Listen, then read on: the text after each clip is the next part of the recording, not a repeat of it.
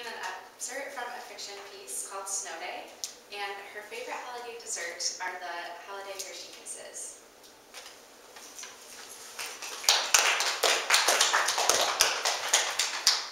It says that it's an excerpt, but it's the only thing that I've written, so it's really not an excerpt from anything else.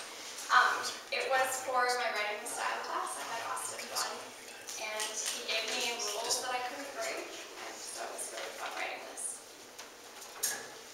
In bed at 10 a.m. on a Tuesday, knees drawn up to her chest, Lindsay set her book down for the third time to watch the snow fluff lazily drift down and collect outside her window. School had been canceled, and the roads had yet to be plowed, so she attempted to pleasure read. Ken Kesey's One Flew Over the Cuckoo's Nest sprawled face down on her comforter. Should we invite them in? Come in.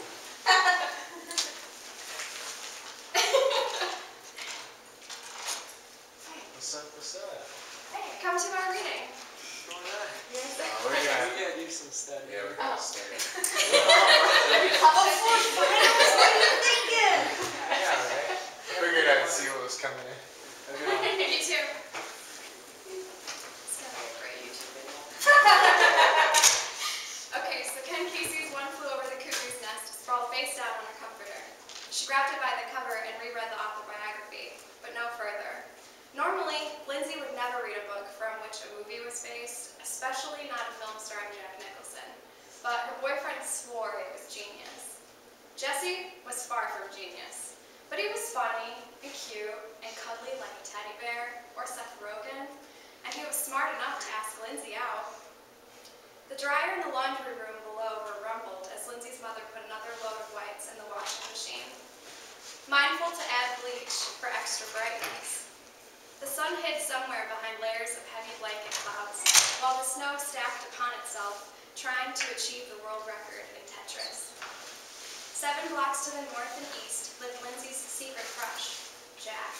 She pictured him drawing on his sneakers or playing Call of Duty Modern Warfare 3 on Xbox Live. Jack and Lindsay were supposed to go shopping downtown after school today. He needed more Prismacolor markers for his sketches, but the snow day foiled her plans. Lindsay threw the book on the floor, giving up, and burrowed deeper into her blankets and comforter. The TV clicked on in the living room. Maybe The Price is Right? She couldn't tell for sure, and had no notion as to when the show aired. Her mom was worried about Lindsay's sister Anna.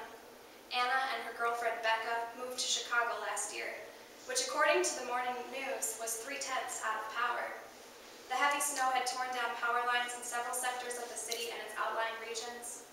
Lindsay tried Anna's cell for the 8th time, and when it went to voicemail, persisted in her belief that Anna and Becca were just sleeping in. Lindsay figured if Anna were still in bed, she might not even feel the cold. Anna could sleep all day. She had a knack for it. Lindsay couldn't. Then she tried Jesse and hung up after the first ring.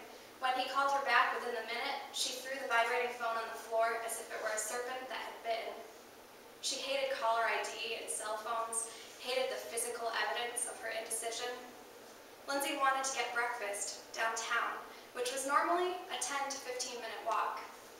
And even though Windmill Restaurant served the most prodigious hash brown omelet, what Lindsay really desired was an excuse to wander past Jack's house. Just thinking about him made her face hot.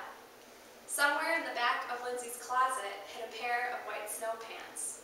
If she tucked her jeans into her boots and pulled the elastic coveralls on over her ensemble, she might be able to make it all the way to the restaurant without getting her socks wet. She wrapped a white hand-knit scarf 3 times around her exposed neck and pulled the matching Angora hat down to her brow.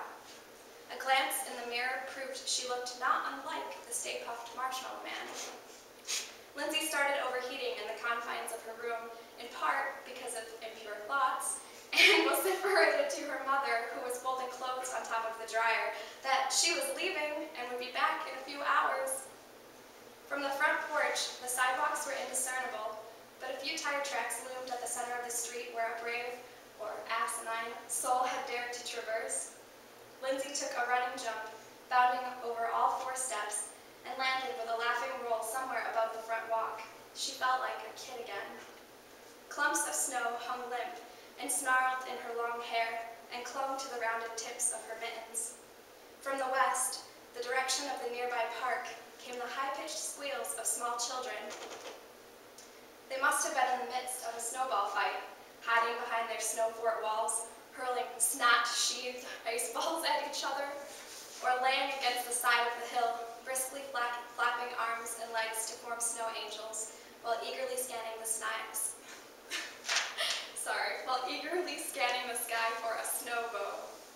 Lindsay's stomach groaned with impatience. Every step took significant effort. She had to lift each booted foot way beyond the waist-high snow line before advancing. After several minutes, she reached the end of her block, and her sense of accomplishment overcame any residual guilt left by Jack or his impression upon her. If asked, she'd be unable to describe what she found so appealing about him, or why she preferred him to Jessie. Sure, Jack was charming, artistic, and destined for trouble, but he was no Seth Rogen, just a character Seth Rogen might play in a film not unlike Pineapple Express. Lindsay was disinterested in drugs, but she longed to be versed in adventure and to be consumed by the fiery passion that laid in waiting behind Jack's chestnut eyes.